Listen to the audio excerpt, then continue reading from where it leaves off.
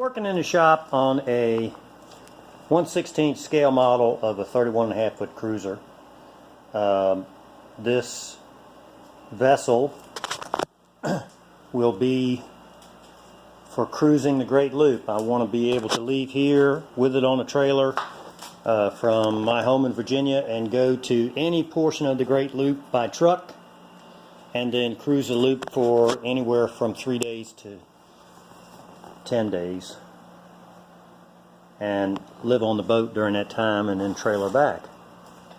So the boat has to be trailerable in all 50 states. Has to be light enough to trailer and pull behind an F-250, which shouldn't be any problem.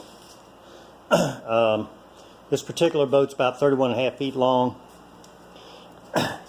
I have built this model, haven't finished. This is just a form. I've got to plank it still. But it really lets the lines come alive when you do this. Now I've got a couple concerns. One, I'm designing it for twin screws, twin 40 horsepower outboards is what I'm looking for. And the reason is I'd like to put one in the stowed position and cruise on the other one for the slowest portions of the Great Loop. There's parts of the Great Loop are 5 miles an hour.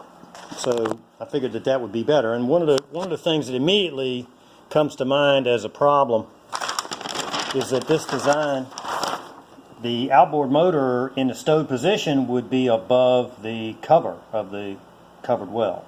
So that's a problem. The other part, I'm concerned that this floor right here might not be self-bailing.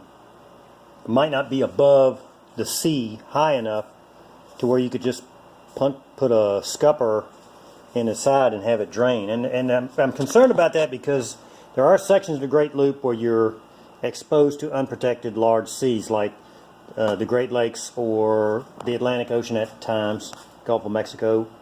And while this boat was designed for protected waters, I want to make sure that if a wave were to come crashing over the side or over the back, that the rear of the vessel would self-bail. The forward part here wouldn't be a problem because this whole area can be closed up.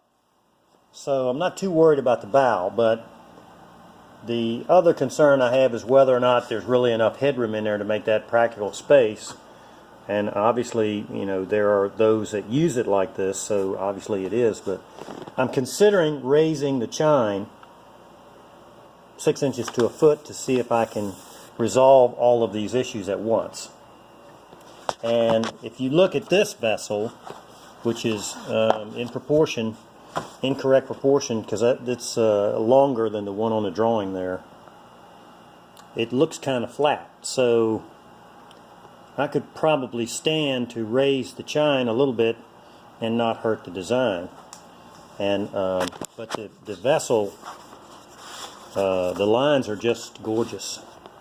You know, you can see the vessel almost like you're on it. And so making this 3D model really was worth my time. And anyway, I'll see what happens, one miracle at a time.